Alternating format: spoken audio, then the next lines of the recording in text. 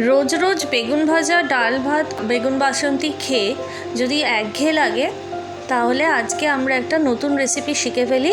বেগুন দিয়েই হবে সেটা। Welcome to APAB foodies. আশা করি তোমরা সবাই ভালো আছো। আজকের রান্নার জন্য যে উপকরণ লাগবে তা হলো মিডিয়াম সাইজের পেঁয়াজ নেবে, যেটাকে লম্বা লম্বা জিরি করে কেটে রাখবে। এখানে আমি 3টে পেঁয়াজ নিয়েছি। রসুন কুচি, আদা কুচি লাগবে 1 টিস্পুন মতন। যে যেরকম ঝাল খাও সেরকম কাঁচা লঙ্কা নেবে, কাঁচা লঙ্কাটা দুফালা করে কেটে নেবে। 2 থেকে 3টে মিডিয়াম সাইজ টমেটো নেবে। আর লাগছে বাড়ির পাতা টক দই, সর্ষের তেলে রান্নাটা হবে। আর লাগবে ধনে পাতা, তার সাথে লাগবে গুঁড়ো মশলা। এখানে আমি দিয়েছি ধনে গুঁড়ো, জিরে গুঁড়ো, কাশ্মীরি মির্চ, হলুদ গুঁড়ো, স্বাদ মতো নুন। আর এই রেসিপির টো স্টপার হচ্ছে বেগুন। তো এখানে আমি 6 থেকে 7খানা মতন মিডিয়াম সাইজের বেগুন নেবে। আর দেখো বেগুনটা আমি কেটে নিয়েছি গোল গোল করে। এটা ভাজতেও সুবিধে হয় এবং আমার খোসাটাকে ছাড়িয়ে নিতেও সুবিধে হবে। ফোড়নের জন্য লাগবে সাদা জিরে। প্রথমে একটা পেস্ট মতন করব, কোয়ার্স গ্রাইন্ড করা হবে। সেখানে রসুন কুচি দেব, 1 টিস্পুন মতন আদা কুচি দেব, নিয়ে মিক্সিতে কোয়ার্স গ্রাইন্ড মতন করে নেবে। এরকম লাগবে দেখতে। এই পেস্টটা পুরোটাই লাগবে।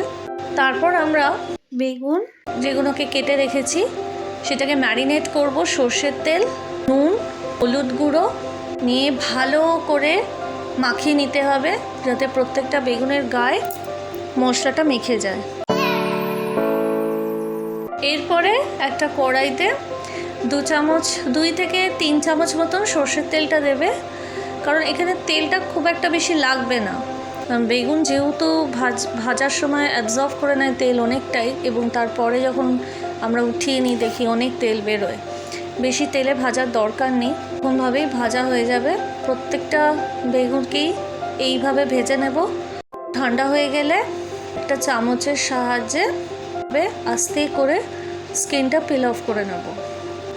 অনেকে বেগুনের স্কিনটা খায়, বাট আমাদের এখানে কেউ খায় না বলেই আমি খোসাটাকে ছাড়িয়ে নিচ্ছি। আর এটা কেন গোল করে কাটলাম এবার বুঝলে তো?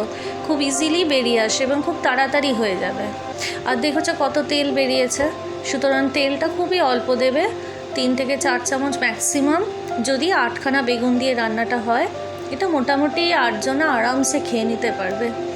এবার যে ঘরের পাতা দই আছে, আমি সবসময় রেকমেন্ড করব ঘরের পাতা দইটাই নিতে। এই দইটা আমি বোধহয় 2 টেবিল স্পুন মতো নেবে, তাহলেই হয়ে যাবে। 2 থেকে 3 টেবিল স্পুন নিলেই হবে। দইটা খুব সুন্দর করে ফেটিয়ে নিতে হবে। তারপরে কড়াইতে জিরেটা রোস্ট করে নেবে, তারই মধ্যে দিয়ে দেবে পেঁয়াজ। তেল দেবে না এখনও, কারণ আমরা এরপরে অ্যাড করব যখন বেগুন, ওখান থেকে অটোমেটিক তেলটা এসে যাবে। আর যেটা কোয়ার্স গ্রাইন্ড করেছিলাম, রসুন আর আদার যে পেস্টটা বানালাম, সেইটা অ্যাড করে দেবে। এবার দেখো, প্রথমে একটুখানি তেল অ্যাড করছি ওই বেগুন ভাজার থেকেই যে তেলটা বেরিয়েছে, দিয়ে হালকা হাতে নাড়তে থাকবে। তার সাথে কাঁচা লঙ্কা অ্যাড করে দেবে। ফ্লেমটা একেবারেই লো রাখবে, নিয়ে ভালো করে ফ্রাই করতে হবে। তারপর টমেটো কুচিটা অ্যাড করে দেবে। ছোট ছোট করে সব কাটবে, টমেটোটা ছোট করে কাটা হবে। নিয়ে ভালো করে নাড়তে থাকবে। সব শেষে বেগুনের পাল্পটা আমরা ইউজ করব। এবার কুচনো ধনে পাতা অ্যাড করে দেবে। এবার যাচ্ছে গুঁড়ো মশলাগুলো, ধনে গুঁড়ো, জিরে গুঁড়ো, কাশ্মীরি মির্চটা আমি এখানে 2 টেবিল স্পুন দিয়েছি। আর হলুদ গুঁড়ো 1/2 টিস্পুন মতন দেবে। আর 1 টিস্পুন করে ধনে গুঁড়ো, 1 টিস্পুন জিরে গুঁড়ো। নুন স্বাদ মতো দিয়ে দেবে। নিয়ে ভালো করে মিক্স করে নেবে, যাতে পুরো মশলাটা ওর সাথে লেগে যায়। তোমরা তো জানো আমি সবসময় বলি 1/2 টিস্পুন মতন একটু চিনি অ্যাড করবে। যে কোনো রান্নাই হোক না কেন 1/2 টিস্পুন মতন চিনি অ্যাড করে দেবে, তাতে টেস্টটা ব্যালেন্স থাকে, বেশি নুন খোড়া লাগেও না, আর এভরিথিং উইল বি ব্যালেন্সড।